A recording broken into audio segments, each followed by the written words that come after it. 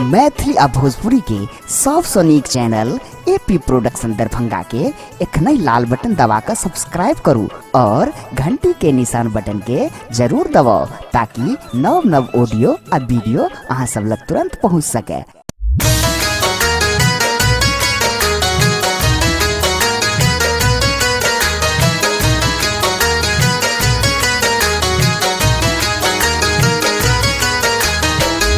एखन अपने सब सुन रहल छी एपी प्रोडक्शन के प्रस्तुति।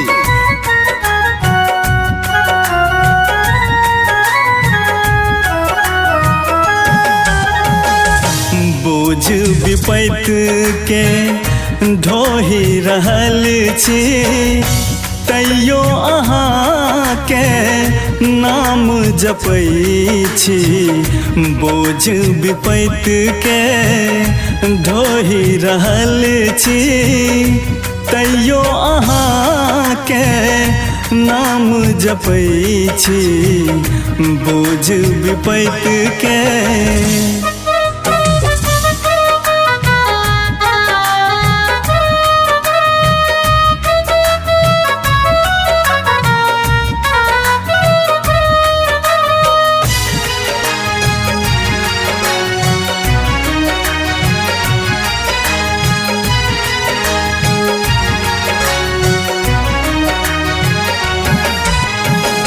दुख लतरायल हम फसल छी पग पग में दलदल खाली हम धसल छी।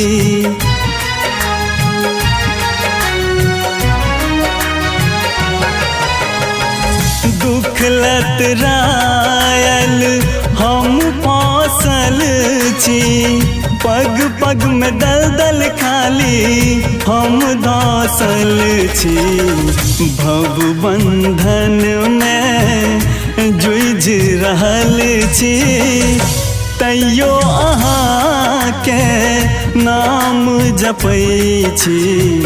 बोझ विपैत के ढोहि रहल छी तैयो अहाँ के नाम जपै छी। बोझ विपैत के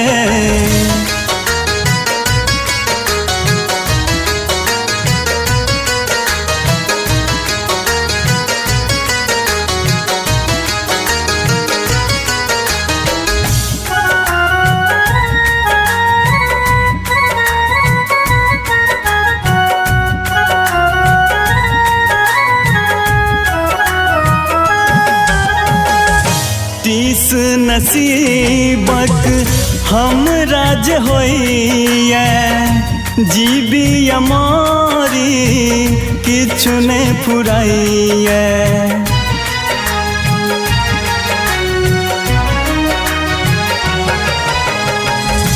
तीस नसीबक हमरा जे होइए जीवी अमारी किछु नहीं फुराइए।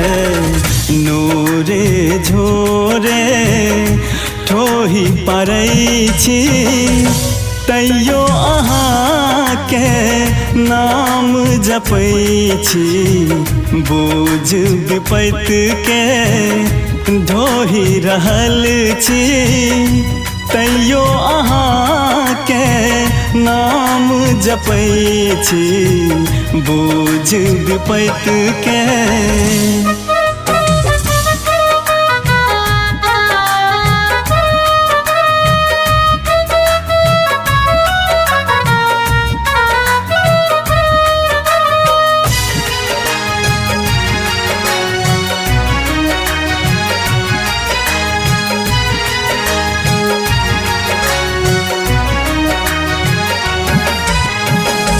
शरणागत रहै छी बासी एक दर्शन के हम अभिलाषी।